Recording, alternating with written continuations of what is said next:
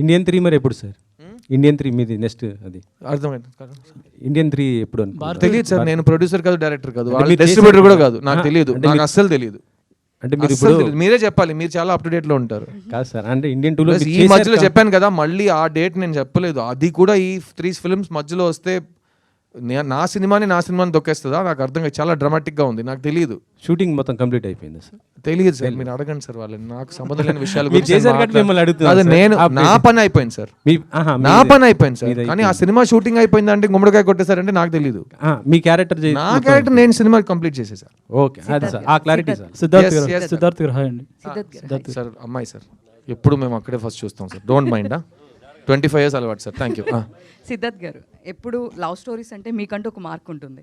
Maybe అమ్మాయిల్ని మీరు pamper చేసినట్టు ఎవరు చేయరు సినిమాల్లో. ఒక నైట్ టైం ఐస్ క్రీమ్స్ తినడం కానీ, ఒక 24 గిఫ్ట్స్ ఇవ్వడం కానీ, సో ఒక గుర్రపు బొమ్మ ఇవ్వడం కానీ, ఇట్లాంటివన్నీ మీ సినిమా వస్తున్నాయి అంటే అవన్నీ మేము మర్చిపోలేము అనమాట. సో ఈ మూవీలో మీకు నచ్చిన అమ్మాయికి ప్రపోజ్ చేశారు అని చెప్పేసి అన్నారు. సో ఇలాంటి ప్యాంపరింగ్ కానీ ఇలాంటి సీన్స్ ఏమన్నా మిస్ అవుతామా?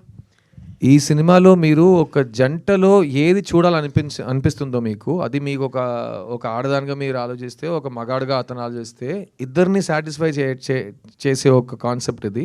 ఇంకోటి చెప్తా, ఒకే ఫ్యామిలీలో 3 generations నుంచి మనుషులు వెళ్ళారంటే ఈ సినిమా 3 generations సాటిస్ఫై చేస్తుంది, ఇది నేను చెప్తా. ఓకేనా? Because love is timeless. మా అమ్మ నాన్న ఎలా ప్రేమించారో అలాగే నేను మా పిల్లం ప్రేమించుకున్నాం, అలాగే రేపు మా పిల్లలు ప్రేమించుకుంటారు. సో వాళ్ళందరినీ కవర్ చేసి ఎవరిని హర్ట్ చేయకుండా చాలా పాజిటివ్ వైబ్రేషన్స్తో ఒక సినిమా ఇద్దామనే ఉద్దేశంతో ఈ సినిమా తీసాం. Thank you sir. Thank you. Siddharth గారు ఇక్కడ సిద్ధార్థ్ గారు సినిమా వస్తుందంటే ఏదో కొత్తగా ఉంటుందని చాలామంది ఎక్స్పెక్ట్ చేస్తారు. ఆ బ్రాండ్ని ఇప్పటివరకు కాపాడుకొని వస్తున్నారు. అది కాపాడుకొని రావడానికి ఎలాంటి ప్రికాషన్స్ తీసుకుంటారు మీరు?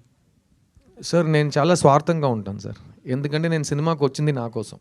నేను ఫస్ట్ నన్ను నమ్మింది నన్నే. నేను ఈ రోజు వరకు 22 yearsలో ఎవరి మాట విని ఒక పని చేయట్లేదు.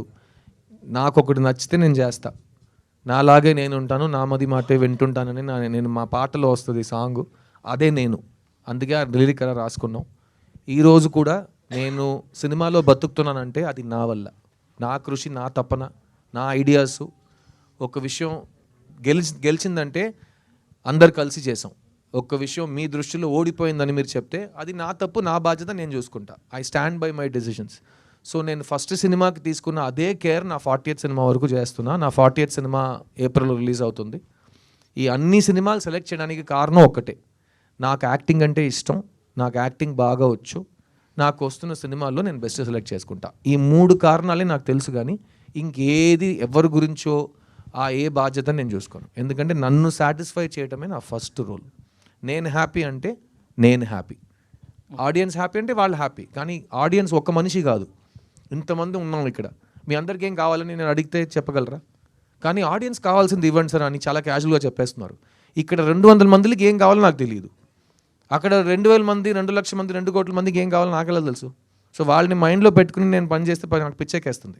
సెకండ్, ఇప్పుడు ఉన్న టైంలో 99% పీపుల్కి వాళ్ళకేం కావాలో వాళ్ళకి తెలియదు. సో వాళ్ళని నమ్మి నేను ఎలా సినిమా తీస్తాను? సో నన్ను నమ్మి నేను తీస్తా. నాకు నేనంటే చాలా ఇష్టం. ఎలా ఉన్నారు సార్ అని అడిగితే నాలాగే ఉన్నాను, నాలాగే ఉంటా.